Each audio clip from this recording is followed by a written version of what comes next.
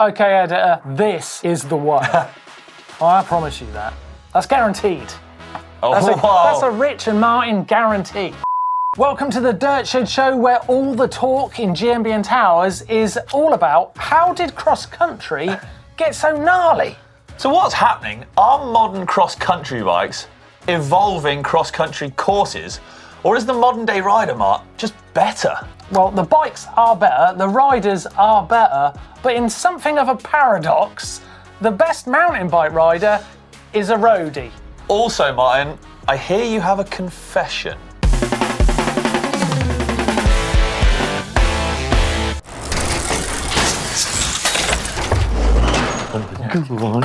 Right, let's go. 3, 2, 1. Yes, welcome to the show, and it's been an unbelievable weekend of racing. Yes. So let me just paint the picture. Crans-Montana World Cup Cross Country. They had I loved it, a rather spectacular track. Yes. Did you love it? Yeah, flipping heck. It was, again, sort of a further evolution of tracks that we've sort of seen this year. You know, we had in Brazil that kind of supercross track, and this was a way more kind of man-made but natural track. I don't know what to say. Like, the weather threw a spanner in the works, but these new sections that they built were awesome, I think. There was a rock section that was really fun to look at. Yeah. Looked really exciting. In the dry, it was like, oh yeah, architectural, really smart. Beautiful. And then it got wet, and then it was a bit trickier for the riders to actually train on it. There was a few big crashes. There was some big over the bars and stuff. It's hard. This is hard, isn't it? Right? Because how do we put this? There's a Go on. Some riders aren't as good as others. That's where I'm going with this, Rich. Yeah. And some of the crashes were spectacular in the sense that I'm not really sure how they did it, really, because Yeah. No, I'm in agreement here, Mark. Yeah. I would say that unfortunately some riders maybe weren't quite up to the standard of the track. Now this, I might get some hate in the comments. We might both do, who knows? But it was clear that, there were definitely some struggling way more than others. And this is a World Cup track, and you're World Cup riders. So. Yeah, I mean, it was hard. It did get slippy. It was fantastic spectatoring viewing. Is that a word? I've just made that. It is now. Blake told me it was a word. Oh, God, it's not a word. It was great to watch, and I loved it. But what I did think, though, is that there was a few riders who struggled with it, who were intimidated by it. I think that's what happened. They got intimidated by the obstacles. But there was a massive amount of riders who were well up to it. Oh, my Lord, The riding was, in the race, was awesome. Yeah. Awesome riding. Great racing. It was hard, tough.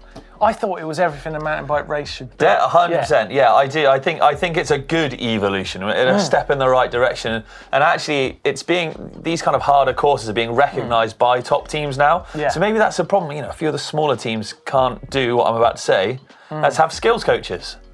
Yeah, so top teams are having skills coaches. People like Kenta Gallagher, who's now a really good, ex-downhiller and cross-country rider.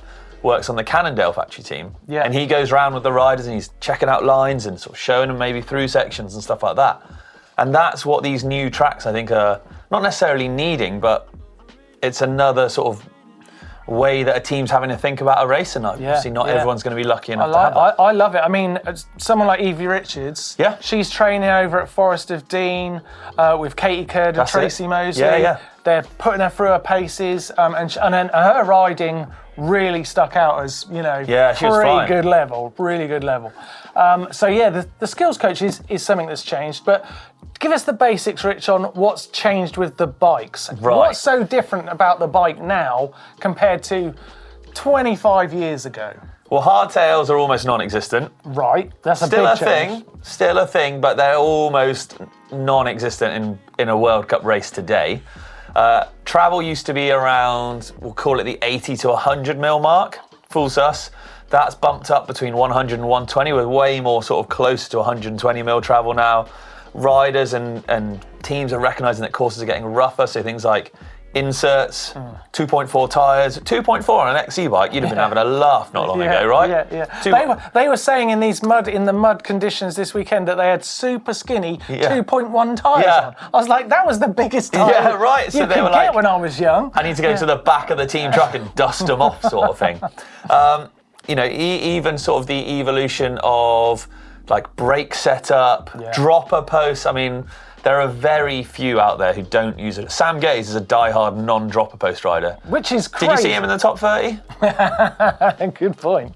Good point. So, you know what I mean? So, you know, bikes having to accommodate these courses. But I don't think the bikes are changing because the courses are changing. I think they're both just moving with each other. And it's evolving. But it's that said, you know, some amazing riding. But the person who, I mean, Luana Lecomte in the women's crushed it. She punished them. Yeah. She just never missed a beat. She didn't. She just pulled away and they couldn't get near her. And hers was something of a schooling. In the men's, Pidcock he's got I mean, if we're talking about schooling, such an incredible level. But he's essentially, dude, he's a roadie. Don't say it, Mark. He is a roadie. I mean, he's not. He's a fantastic mountain bike rider. Yeah. Don't get me wrong. Of course he is. He's world champion. He's Olympic winning champion. World Cup races, pretty much every World Cup race he rides. He's probably the favourite for this year's Olympics. Yeah. But he's just about to go to the Tour de France. And As that a guy, warm-up. I mean, it's interesting, isn't it? Because I don't think he's going to win the Tour de France. We need Dan or Si in here to really tell me. Yeah. But he can win days. Some of the mountain stages. So was he the youngest winner of the Outdoors stage? And he's a fabulous descender on the road. It's weird. Maybe we should all start road riding to get better at mountain biking. Maybe that's something we've got to try. Well, I was not expecting. I mean, okay then. Maybe. I mean, is this in line with your big confession that you've got lined up for us? Oh, you a road rider now? No, I'm not a road... Well, it sort of touches on being a road rider. Go on. Okay, now I live, I'm not proud of this, by the way. Don't say that, go on. The code for that is, I'm proud of this. Yeah, right. Okay, near my house, there's a place called Margam Park. Yep. Me and my wife ride into Margam Park on our bikes most evenings, just for a little shuttle around when the weather's nice. Have a bit of fun, it's great. We went to do that last night, but the park had been transformed to the start and finish area for the Dragon Ride. Big, massive road ride where you go out, it's a sportive, do 100-mile loops, 150-mile loops. Really hard race, right? On road, obviously. It's a road ride, you said? Yeah, road ride. Okay. Road ride, yeah, okay. So it's the evening, we ride to the park, and one of the stewards says, this way to me. Yeah. And he funnels me into the finish line. He thought you were competing? He thought I was competing. I was just riding into the park. So I rode into the finish line of the Dragon Ride. Everyone giving me a round of applause. One guy went, "It's Martyn Ashton from GMBN, he's done it." And another guy was like, "Take your picture. And you were like, don't forget to get your medal." Yeah, you were like wave. I bet you were waving back to the crowds, weren't you? Oh, it's so tough, right, guys. I'm sort of a road rider now because I finished the Dragon Ride. I would like to add the technical point that I didn't actually start it. Yeah, and what about the distance in between? I'm sorry, anyone who saw me, or I'm really sorry, Dragon Ride. Fraud. I didn't mean to basically cheat your very successful, very admirable event where people are raising good money for charity. I wasn't. I was just trying to find my wife. Where did she go? In a crowd of roadies. Somehow, Lisa managed not to go into the funnel. But there you go. It's my big confession. I'm sorry about that. I'm a cheater. Yeah, well, that's my big confession anyway.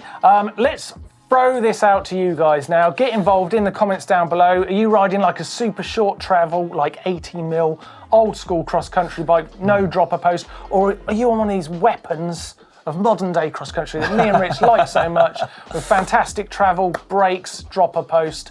And is it making you a gnarlier rider? Yeah, and don't forget, if you want to watch the Whoop UCI Mountain Bike World Cup on Discovery Plus or Eurosport, it is there, ready to be viewed. Plus, it is available in loads of other spots as well. Yeah, it's a great watch. Right, it's time to go over to Tom and Toff. What's up everyone? As the guys have been discussing, Crown Montana was pretty wild. What did you think of some of those features? They were certainly all rideable in my opinion, but did the course builders account for the possibility of a bit of rain? A bit of mud and lots of traffic definitely makes that a challenging course. Under 23 racing saw 2 first-time wins, Emily Johnston taking the women's win in the XCC and Olivia Anesti in the XCO. In the under 23 men's racing, we were seeing double as the top 3 repeated themselves for both XCC and XCO. Riley Amos at the top from Beyond Riley from Luca Martin.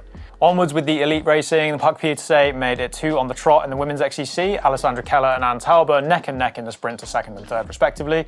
After a crash and some pedal slips in tough conditions, Tom Pidcock fought his way from the back with last position to 1st in men's XCC, a career best XCC finish for Julian Shelb in 2nd and Luca Brideau into 3rd. Loana Lecomte became the 4th female athlete this year to win an XCO, incredible 46 seconds up on 2nd place Alessandra Keller, Puck Pieterse strong into 3rd. Tom Pidcock stormed to victory in the men's, 1 minute 10 seconds up on Swiss Matthias Flukiger, who would have been happy to do well at a home round. Luca Brideau slotted into 3rd place. As always, catch the Whoop UCI Mountain Bike World Cup on Discovery Plus, Eurosport, or a whole host of different streaming services depending on where you are in the world. One Up Components have released hubs. It's their first time taking on the corner of the market. They say they wanted DT240 performance at DT350 price, so they've taken no-nonsense approach to doing just that. 7 anodized colours available, machined out of 7075 aluminium with an integrated drive ring, 44-tooth ratchet system. They're the lightest hubs for the price, 362 grams per set, setting you back $370 US. Fox have launched PureView, the brand's most breathable and highest clarity trail goggle, designed specifically for open-face helmets. The frames are intended to provide maximum airflow. There's Vivid lenses available too, giving high contrast and challenging lighting conditions. The goggle's starting at £120. It's £150 for the model with the Vivid lens. Lots more to talk about, so for more details on these, please hit up the websites of the relevant brands. There are some limited edition XC31 frames from Ibis in the heritage colours of the 31 race team, featuring Jenny Rissveds. $4,500 US retail price on those. Corsair 2 shoe from Northwave features their new damp Evo sole, which they say makes it flexible enough for off-the-bike hiking and movement, something that can be difficult or uncomfortable with a super stiff stole. There's ripstop materials, a dial tightening system, and TPU inserts too, retailing just under €115. Starling are releasing the Mini Murmur, which was teased a while back. 120mm of travel in the steel package. Full builds featuring DT Swiss wheels and suspension are available for £7,650. Frame only option will set you back £2,150. Flight Attendant from RockShox is now available on the aggressive end of their product spectrum too. The Zeb, Pike, and Lyric Ultimates can now feature auto-adjusting wizardry alongside the Super Deluxe Vivid Ultimate and Vivid Ultimate Coil. Right, that's way longer than I should have spent talking to you this week. Over to Todd for Sickest Thing.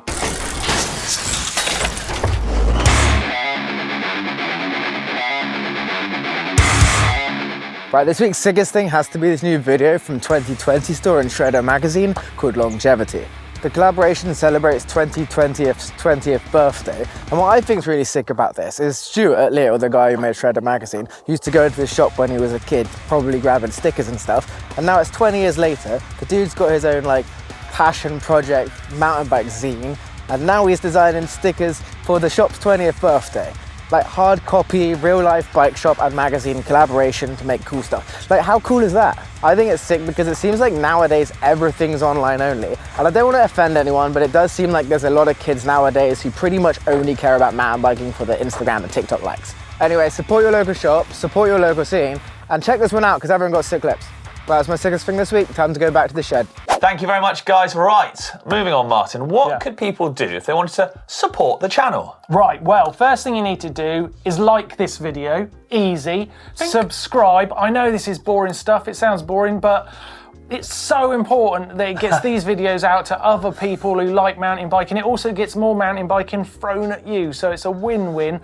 Yeah. And another thing you can do, right? Go on. I'm rather proud of my Forest Mountain tee. It's a bit snazzy, Mark. This is our new tee in the shop at the moment, and it's going really well, but it will run out, okay? It's not something we're just going to keep doing. It's true.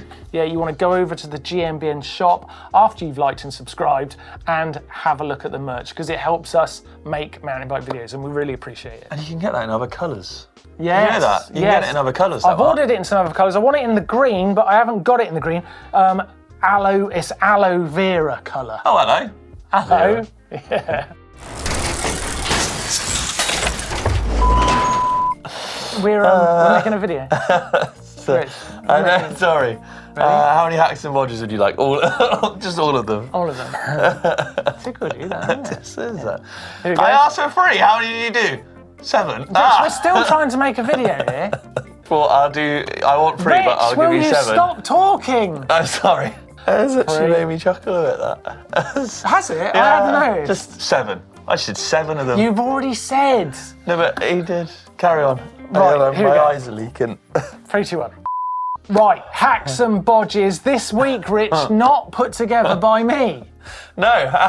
Ollie, our work experience boy, has done the Hacks and Bodges for us. So I've got no idea what's coming. But he seems like he knows his stuff.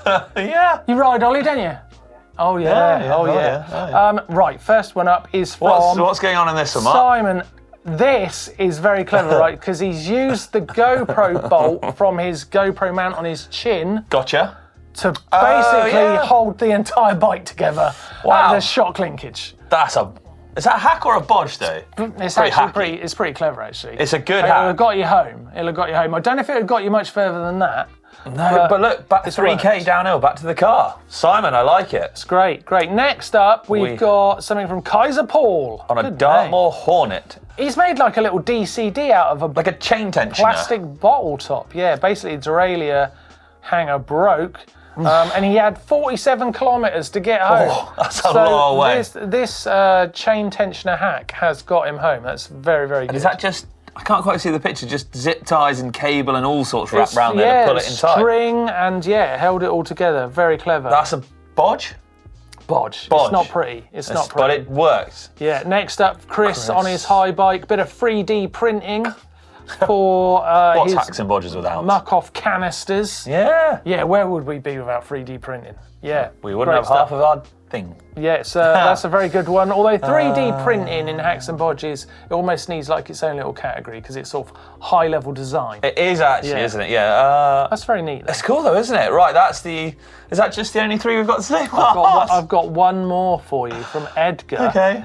He's on his Vitus Escape. Yeah. He broke his shifter lever because of a crash. Gutted. Found a little bit of metal, and using the technical terms, Rich, he has putted it on his bike. He's putted it.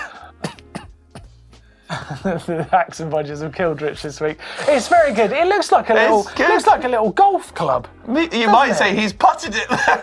He's putted it on. Some great Hacks and Bodges this week. If you've got a hack or a bodge that you would like to entertain for Richard, then send it in to our uploader. The link is in the description down below. And that's how you would send us your trail dogs, your hacks, your bodges. Thing? Yeah. Oh, God. Your bike vaults, of course, which will be coming up later in the show. You can get involved. But this week, I think our favourite hack, all of them. hack was, we can't all of them, we've got to send a race top to one of them. Oh gosh, I think I love the putted it on. Yeah. So I feel Great like one. Edgar, you have won yourself a GMBN race top. Well done. Latvia? Yeah, you didn't read that, but he's in Latvia. Damn, I've spent some money on postage now. But it's on its way to Latvia, I promise. Right, Ask GMBN time. This is a great bit of the show where you guys can ask us questions and we will try and answer them. If you've got a question, it's hashtag AskGMBN in the comment section down below. Yep. But I've got some questions for you ready this week. Hit me, Mark. This one's quite funny, actually. It's from Did4HK. Gotcha. And he said, purple, the colour, is a mixture of red and blue. Yes? Yeah. Right. Nailed it. Following logic, a purple line should be an easy red or a hard blue. Why is purple beyond black? Good question. That's a very good question. Why is that, Rich? Answer us. You stitched me right up straight away. Because I don't know the answer. So let me first clarify, the grading sort of colour system comes from skiing and kind of goes sort of green, blue, red, black, purple in most countries across the world. Yes. Why purple is the hardest grade? Don't know. Why is a purple? But we actually do get double blacks as well. Yeah, well, that's what I was going to ask. Is a purple harder than a double black? Yes, I believe so. Yeah. Wow. So it's like a triple black. No, it's like a purple. Right, next question. Sorry, I couldn't be of more help. I'm going to research into that actually, because I do want to know that. Hayden Davies, I've been back riding mountain bikes for a few years now using a hardtail as suggested for beginners. Yeah. What are the telltale signs that I'm ready to progress to a dual suspension bike? Have you broke your hardtail? Because if that's broke, it's time to upgrade, because it probably means you're pushing it too hard. If you find things like you're sort of trying to push it through sections, or as in ride, not when I say push, not physically push, you're trying to ride sections and it's not impossible, but just on a hardtail, you're getting rattled all over the place, your feet are blowing off the pedals, you're bottoming out your front suspension all the time. If that's happening, you're probably progressing to a level where actually you'll get more out of a full sus and your riding will progress as well. Yeah, and I would also say that it's fine to stay on a hardtail forever if you want. Don't feel like you have to spend absolute tons of money on a full suspension bike.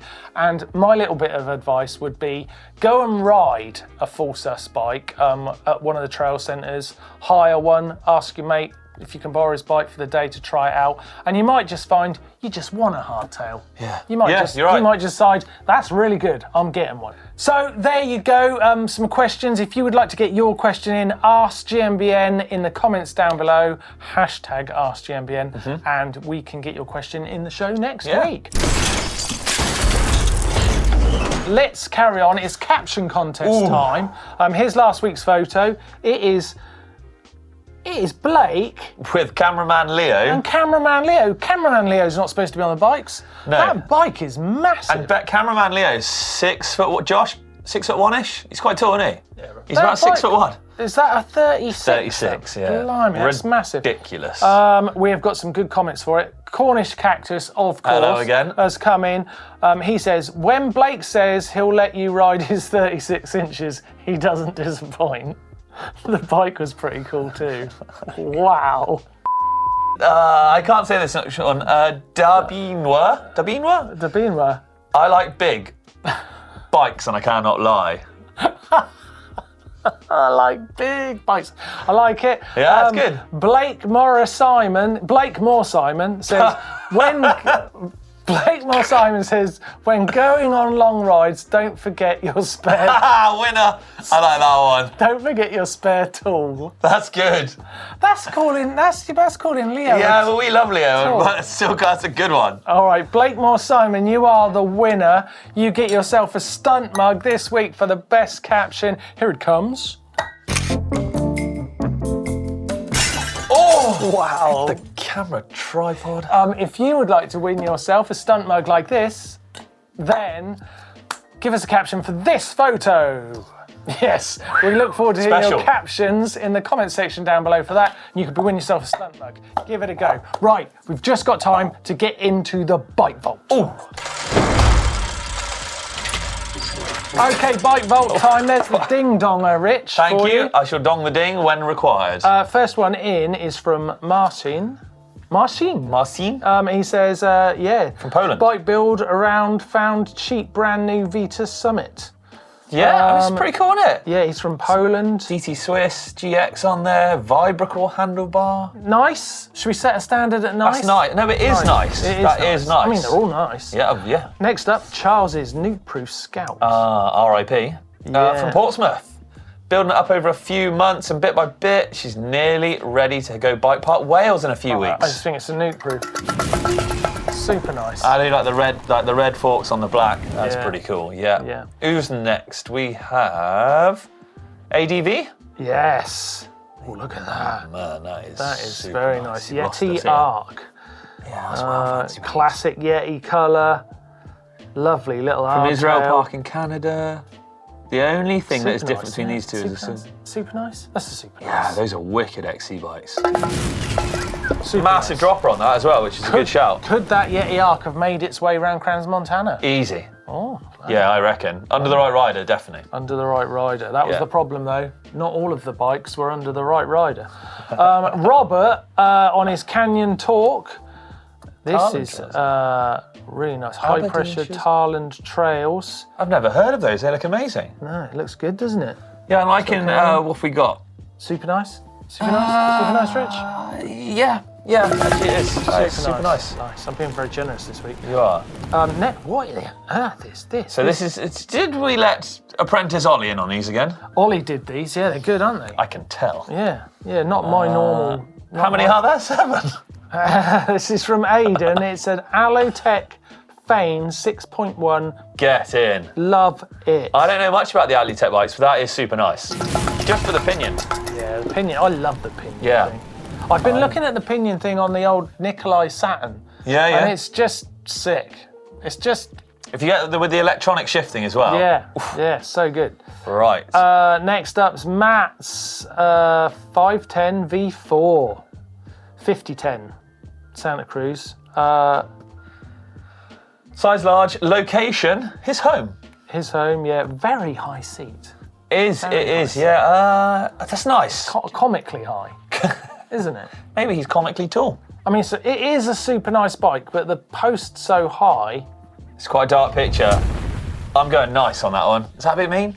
Nice. That's nice. Moving on. I don't know why it isn't a super nice, to be honest. Don't play the good guy. Just because it's got lovely chrome pikes on it. I don't know. Okay, anyway. Next up, we have got Pat's Nuke-Proof Mega. Yeah, that is super nice. I sort of set a bit of a standard at Nuke-Proofs just to get the bell. Well, I like the snowy picture, the white against the grey rock. Super nice for the 38s. Super nice. That's it. Oh, that's it. Ollie, that's all you gave us. Bloody hell. There was me expecting more. Tight. Right. We've just got time to let you know what's coming up on the channel this week. Yep. Thing I'm looking forward to most, Pro Riders' most hated thing. Yeah, I spoke to him. Did you? Yeah, they don't hate as much as you think, to be fair. They're quite nice, aren't they? We'll have to find out. Yeah. Can AI make me faster? Fitter. Better. Can it, though? Well, you'll have to wait and find out. I did a video with AI training app Human Go, and that is coming up at the weekend. And we also have got just how hard are XC World Cup tracks. I got on the Val di Sole loop. I'd love to have ridden that Kranz one as well, but... Yeah. Val di Sole, tested by Rich, all that coming up on the channel. Don't miss out on that stuff. Thanks for sending in all of your bits of content that we've been enjoying, and thanks for watching. We'll see you on the Dirt Shed Show next week. See ya!